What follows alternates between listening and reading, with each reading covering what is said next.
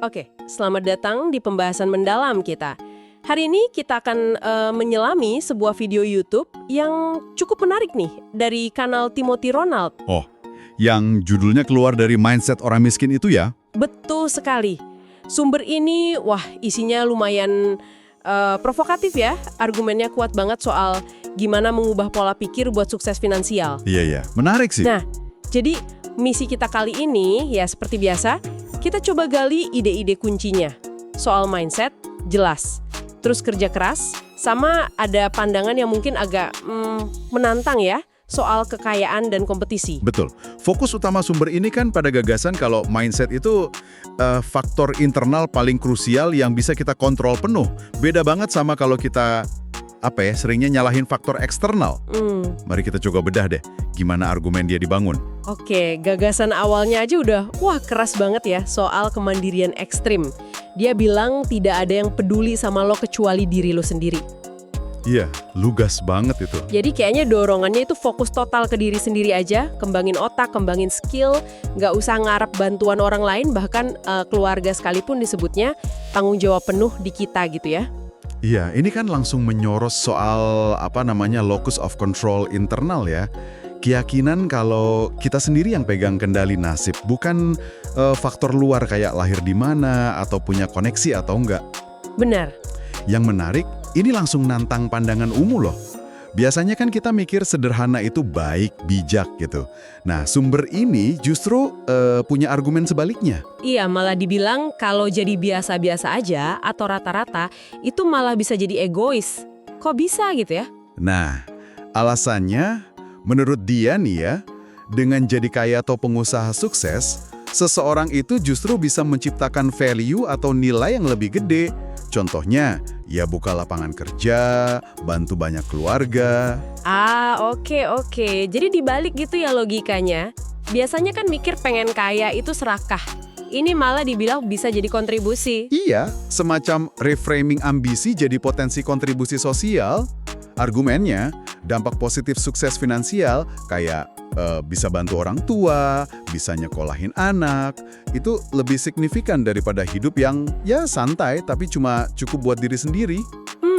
Masuk akal juga sih kalau dilihat dari sudut itu. Dan ini nyambung ke cara dia lihat hidup secara keseluruhan, kayak arena kompetisi gitu.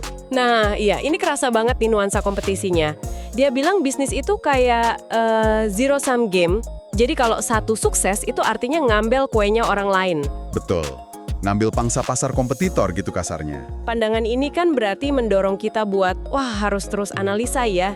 Cari celah, cari kelemahan bisnis orang lain yang bisa kita masukin. Persis. Dan buat menang di kompetisi ini, dia bilang motivasi aja nggak cukup. Malah istilahnya agak kasar ya, motivasi itu sampah katanya kalau buat jangka panjang. Waduh, sampah ya. Terus apa dong kuncinya? Disiplin. Disiplin baja katanya. Lakuin apa yang harus dilakuin. Bahkan pas lagi nggak mood, nggak termotivasi sama sekali. Oke, jadi bukan nunggu semangat datang ya, tapi paksa aja gitu. Kurang lebih gitu. Dia kasih contoh dirinya sendiri kan, ngaku kadang malas bikin video, tapi ya tetap dilakuin. Karena disiplin dan ada misi katanya. Selain disiplin, ada lagi nih yang menarik, soal pakai emosi negatif. Oh iya, itu juga unik. Rasa marah, kecewa, sakit hati karena diremehin, itu jangan dibuang. Malah harus dipakai, diharness gitu ya istilahnya. Jadi bahan bakar buat sukses. Betul. Jangan malah jadi destruktif, kayak kebut-kebutan atau galau di medsos gitu kan. Tapi jadi energi pendorong.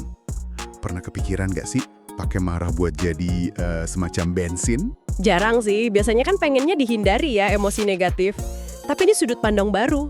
Iya, sumber ini ngelihatnya kayak sumber energi yang potensinya nggak habis-habis kalau disaluri benar. Nah, kalau kita gabungin nih, ide disiplin tadi, terus pakai emosi negatif, ditambah lagi sama rasa urgensi. Urgensi gimana tuh maksudnya? Dia bilang, waktu buat sukses besar itu terbatas.